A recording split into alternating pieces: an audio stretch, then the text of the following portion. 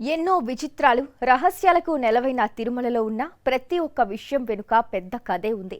ఆలయం నుంచి ఆలయంలోని మూల విరాట్ వరకు ఇలా తిరుమలలో ఉన్న ప్రతి ఒక్కదాని వెనుక ఆనాటి ఆనవాళ్లు కనిపిస్తూనే ఉంటాయి.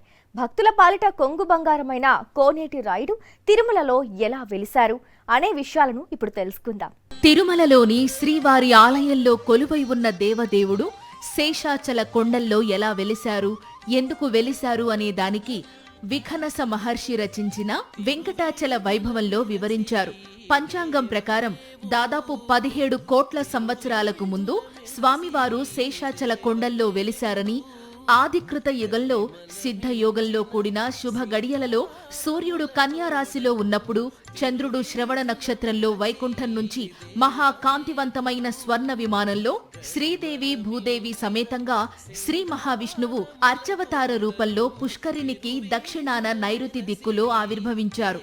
స్వామివారి ఆవిర్భవాన్ని చూసేందుకు బ్రహ్మ సహా దేవతా గణాలైన అష్టగరుడ, గాంధర్వ సకల దేవతామూర్తులందరూ దైవలోకం నుండి భూలోకానికి వచ్చారని వెంకటాచల మహత్యం చెబుతోంది. విష్ణువు పర, వ్యూహ, విభవ, అంతర్యామి అనే 4 స్వరూపాలుగా సంచరిస్తుంటారని విఖనస మహర్షి వర్ణించారు. ఈ 4 స్వరూపాల్లో ఉన్నది శ్రీ మహావిష్ణువే అయినా భక్తులకు, దేవతలకు, సిద్ధ పురుషులకు, బ్రహ్మ ఋషులకు వారి వారి తపోయోగ శక్తి బట్టి శ్రీ మహావిష్ణువు కనిపిస్తుంటారని ఆగమ శాస్త్రం చెబుతోంది. దుష్ట శిక్షణార్థం, శిష్ట రక్షణార్థం, లోక సంరక్షణ కోసం శ్రీ మహావిష్ణువు అవతరిస్తుంటాడు. ప్రతి మహాయుగానికి ఒకసారి ఒక్కో రూపంలో అవతరిస్తుంటాడు విష్ణువు. పర, వ్యూహ, విభవ, అంతర్యామి స్వరూపాలలో సకల కోటి జీవరాశులకు, దేవతామూర్తులకు, ఋషులు, కిన్నెర కింపురుషులకు దర్శన భాగ్యమిచ్చే శ్రీ మహావిష్ణువు సామాన్య భక్తుల కోసం అర్చావతార రూపంలో, భౌతికమైన స్వరూపంలో భూలోకంలో అవతరించాలని సంకల్పించారు.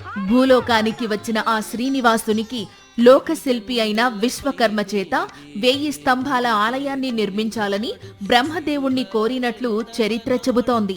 విశ్వకర్మ నిర్మించిన ఆలయంలో శుభగడియల్లో ఉభయ దేవేరులతో ప్రవేశించిన శ్రీనివాసుడు అప్పటి నుండి భక్తులకు దర్శనమిస్తానని బ్రహ్మదేవునికి చెప్పారని వెంకటాచల మహత్యం చెబుతుంది. పంచాంగం ప్రకారం సుమారు 1700 కోట్ల సంవత్సరాలకు ముందు ఆ శ్రీనివాసుడు దివి నుండి భువికి వచ్చారని, స్వామివారు శేషాచల కొండల్లో అడుగుపెట్టే సమయంలో పెద్ద విస్ఫోటనం చెంది ఆకాశం నుండి అత్యంత ప్రకాశవంతమైన ఉల్కలాగా వచ్చి కలియుగ దైవంగా శ్రీనివాసునిగా ప్రత్యక్షమయ్యారు. స్వామివారు వైకుంఠాన్ని వదిలి కలియుగాంతం వరకు భక్తుల్ని రక్షించడానికి భూలోకంలో స్వర్ణముఖి నదీ తీరంలో పవిత్రమైన వెంకటాచల పర్వతాలలో ఆది వరాహ క్షేత్రంలో శ్రీ వరాహ స్వామివారి అనుమతితోటి ఇక్కడ ఆవిర్భవించి కలియుగాంతం వరకు భక్తులను రక్షించే దిశగా స్వామివారి ఇక్కడ ఆవిర్భవించినట్టు మనకు పురాణాల ద్వారా తెలుస్తూ ఉన్నది. తిరుమలలో దేవదేవుడు వెలిసినప్పటి నుంచి విఖనస మహర్షి చెప్పిన విధంగా ప్రతిరోజు కలియుగ వెంకన్నకు కైంకర్యాలు, సేవలు చేస్తున్నారు. ఆగమ శాస్త్రం ప్రకారం స్వామివారికి 6 గంటలు విరామం, ఏకాంత కైంకర్యాలుండాలి. వైఖానస ఆగమం ప్రకారం గర్భాలయ మూలమూర్తి దర్శనానికి కనిష్టంగా 6 గంటల పాటు విరామం ఉండాలి. కానీ ప్రస్తుతం పెరిగిన భక్తుల రద్దీ కారణంగా 24 గంటల్లో కేవలం 4 గంటల కంటే తక్కువ సమయాన్ని స్వామివారి కైంకర్యాలకు కేటాయిస్తున్నారు.